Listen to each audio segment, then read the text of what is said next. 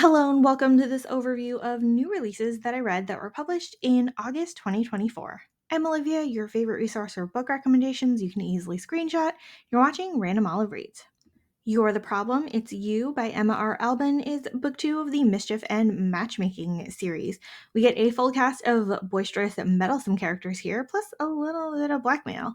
Bobby's the younger brother to a Viscount and generally aimless and looking for a purpose in life, while James is an actual Viscount, suffering under his overbearing stepfather and really insecure about his position.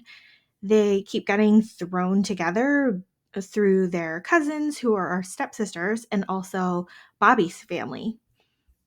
While Bobby and James thinks that the other person is handsome, they also have really different personalities and do not think highly of each other. When you throw them together often enough, though, there are some sparks that ignite a physical relationship. They have to deal with a previous common dalliance who is threatening their family and threatening blackmail.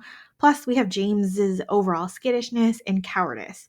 It's interesting to see how they each kind of overcome their issues and learn to work with other people to help problem solve. An Heiress for August by Kathleen Ayers is book 8 of the Rake Review series. This one is a fairly quick novella. August and Hazel meet as children one summer when August is being a bully, and Hazel is the draper's daughter. They get into a scuffle, and the outspoken, unladylike Hazel is cast out of town. Many years later, August has inherited an impoverished estate from his cousin and needs to marry an heiress. He does not realize that the girl he bullied as a child is the very heiress that he needs to impress. However, he's grown into a very handsome man, and Hazel is attracted to him despite her better judgment. It is lots of bickering and flirting and seduction here, as he has ulterior motives for wooing her. This one actually was surprisingly emotional for being such a short book. How to Fall for a Scoundrel by Kate Bateman is book 2 of the Her Majesty's Rebel series. A scoundrel with a fake name makes the acquaintance of Wallflower Ellie and offers his thieving experience to help with her investigative firm. Harry is not what he seems and is definitely hiding secrets, but he and Ellie work well together and also make for a flirtatious and clever pair. They're involved in a series of investigations which involve disguises and fake identities and sneaking around. The romance here is sweet and steamy and fairly low angst. We get even more mysteries to solve when it comes to proving Harry's identity, and the ultra competent Ellie is on the case. Good Duke Gone Wild by Bethany Bennett is book 1 of the Bluestocking Bookseller series. We have a secret romance novelist here. Caro secretly writes erotic novels, gets tossed out by her vicar father, finds refuge in her cousin's bookshop, and then somehow develops a crush on a handsome duke. That handsome Duke Dorian has also been somewhat pining for Caro and is awkward as hell about it. But then he needs to hire someone from his favorite bookshop to catalog and sell his wife's book collection, and Caro is sent for the job.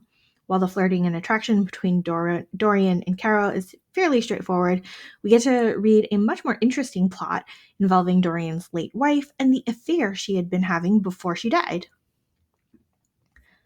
Worst in Show by Anna E. Collins is a standalone contemporary romance. It's cute, quirky, and funny with rival pet shop owners and their merry band of furry friends. Cora is working at her grandfather's pet shop and stressing out because it's not doing well financially. And unfortunately, a fancy pants chain store is opening up across the street. And the owner, Leo, is a big fat jerk. Except he isn't really a jerk, and he's actually super attractive. They slowly come to a truce and then pair up to train their respective dogs for an upcoming dog show and then slowly start a relationship. Everyone's got parental baggage to deal with and all sorts of stress and anxiety, but the dogs are the best supporting characters in the story and make everything so much better. A Lady's Curves by A.S. Fenichel is part of the Curves and Cravats series. This one's another quick, low angst novella. Oscar has been a socially awkward, negligent earl, and his steward has run away with some money and a maid, so he needs to hire a new one without word getting out about his incompetence. He hires Anne, who is the ultra competent spinster governess from an agency, and she cleans up his books and his mood. He's been attracted to her since day one, making him even more socially inept, but I guess he finally learns to flirt and makes his move. The Marquess and His Muse by Lavinia Glenn is another one part of the Curves and Cravats series. Talia's younger sister has eloped with her fiance, the younger brother of a Marquess, and she goes to demand answers from that Marquess. He doesn't have any idea what's going on, having recently returned to England after spending time in Italy. However, he's happy to hunt his brother down for some answers. Liam and Talia end up as traveling companions in their search for their siblings and start a physical affair while they're at it. Super steamy novella here with Liam doing his best job at soothing Talia's insecurities in and out of the bedroom. Hers for the Weekend by Helena Greer is book 3 of the Carrigan's Christmas Land series.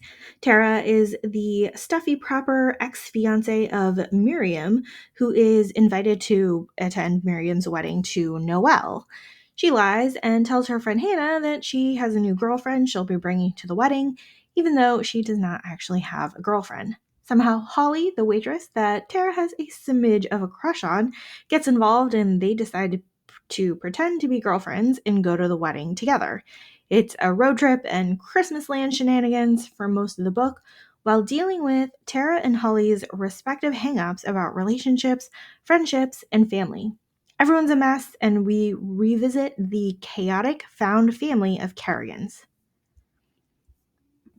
Bred by the Orc by Caroline Lee, writing as Veronica Kane, is book 1 of the Stolen Harlots series. Dracolt is an orc who is out to find his mate, so he goes to kidnap some laird's daughter, Sorsha, with the help of his clanmates. Sorsha is indignant and resistant at first, but she feels the pull of attraction towards Dracolt and he seems to be treating her pretty well through their horseback journey back to his village. And he definitely seems to be prioritizing her well-being and pleasure, unlike the human men that she's familiar with. This was a light, easy, steamy read, and if you're new to orc romance, this is the perfect gateway book. The Breakup Pact by Emma Lord is a contemporary standalone novel. There is an excellent setup here and narrated by one of my favorite audiobook narrators. We have a single point of view novel with June having been dumped on national TV, turned into a meme, and now dealing with her struggling tea shop on a beachy boardwalk. She runs into childhood friend Levi, who has also been virally dumped recently, and somehow they get caught up on a social media storm, calling them the Revenge Exes. They decide to awkwardly follow through with some fake dating so that June can get more customers in her store and Levi can show his ex-fiance what she's missing. It's messy and complicated, especially when you factor in June's teenage crush on Levi and his rejection and radio silence for the past 10 years. We also get a fun cast of supporting characters in the form of June's brother, his fiance, and another one of June's best friends. This book is funny and sweet and cute and steamy and emotional all in one. His Ample Desire by Terry Mackenzie is another novella part of the Curves and Cravats series. Caroline and George have been having an affair at a house party, but they decide to part ways during the season when George needs to find a proper wife and Caroline needs a new protector who will actually pay her. Except George is preoccupied with thoughts of Caroline and would rather spend his time wooing her. Caroline's a scandalous widow with a secret illegitimate daughter that she needs to financially support, and she's trying her best to deter George's attentions. I did enjoy seeing George being thoughtful and considerate of Caroline, all while ensuring her comfort and pleasure. The Truth According to Ember by Danica Nava is a standalone contemporary romance. Ember is tired of being poor and overlooked in the job search, so she embellishes a little, or a lot, on her resume. She gets the job, but continues to tell little white lies to all her coworkers, including one very handsome Danawa, who she isn't allowed to date per company policy. This book is a lot of Ember learning how to adapt in her new corporate world and Danawa being the best supportive coworker, friend, crush type person. While we get to see the super cute romance develop, we're still a little wary of the potential fallout from all her lies. Ember is delightfully awkward and funny in the best ways, And the workplace drama and humor in this book reminds me of Ali Hazelwood's books. Four Weekends and a Funeral by Ellie Palmer is another standalone contemporary romance. We have a super awkward and tragic setup here when Allison shows up to her ex-boyfriend's funeral and his family thinks that they were still very recently dating. The ex-boyfriend's sister insists on keeping up the ruse because it might help the family deal with their grief and all, and then she ends up volunteering to pack up his condo. Also on the job is Adam, the ex boyfriend's grumpy best friend who's trying to make his own amends towards his deceased friend. As Allison and Adam spend every weekend together, they inevitably get closer, but it's all sorts of guilt ridden because Adam thinks that he's falling for his fresh in the grave buddy's girlfriend.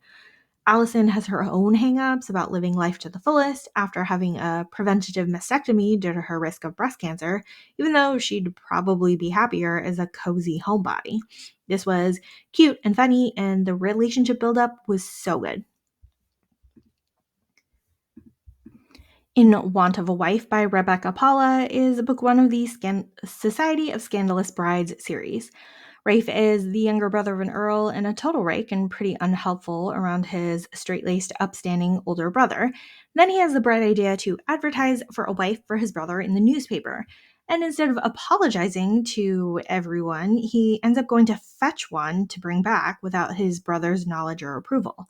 Lily is in her own tough spot, having been jilted twice before and needing an escape from her father's home. She takes the opportunity to become engaged via letter and is surprised when Rafe comes to escort her to her new husband. It's a chaotic road trip ahead where Lily and Rafe end up falling in love, even though Rafe has been lying to her the whole time. And we just know that his brother will not be happy when he finds out. There's lots of road trip hijinks here and a slow build of trust between Lily and Rafe. Wicked Serve by Grace Riley is a contemporary sports romance and book four of the Beyond the Play series. We get to catch up with little sister Izzy and her summer fling with her brother's rival Nikolai. He somehow gets expelled from his own school and transfers to Izzy's. Nick's got his own tragic backstory with an abusive father, or overbearing grandfather, and an emotionally detached mother. But he's a very charming flirt who is very good at pleasing our girl Izzy. While they rekindle their relationship, they've got to keep it secret from Izzy's brother, and really they're just friends with benefits anyway. Izzy has her own feelings of inadequacy of being the youngest sibling in a group of pro athletes, but she's working through it. Hot Earl Summer by Erica Ridley is book 5 of the Wild Winchester series. It's Elizabeth's turn to take the lead on a case, putting her in the countryside to look for the missing will of a countess in an earl's castle. Instead of finding the earl there, she finds his tinkering cousin Stephen. We get a grumpy romance in this one with both Elizabeth and Stephen preferring solitude to company. It's fun to see them work together to try to find the missing will. Plus, I liked seeing Elizabeth being appreciative of Stephen's inventions instead of disparaging his oddness. There's a common villain around who believes that he won the castle in a card game, but once they find the will, it'll be pretty clear the property won't be his. Plus, we get a full family of Winchesters showing up for the big confrontation. Duke of Wrath by Mariah Stone is book 1 of the Seven Dukes of the Sin series. Angry and self-punishing Duke Dorian still feels guilty over killing a man in a duel gone wrong 12 years ago. When he hears that the family is in dire financial condition, he marries the youngest daughter and settles all their debts. Patience is all sorts of young and naive and would rather study botany than marry a duke she doesn't know, but it's the only way to save the family, so she complies. It's a cold and lonely marriage at first, since Dorian is keeping his distance, but Patience definitely breaks through his defenses and he finds himself growing closer to her. Except there's that whole lingering secret of her brother's death, causing loads of guilt for him.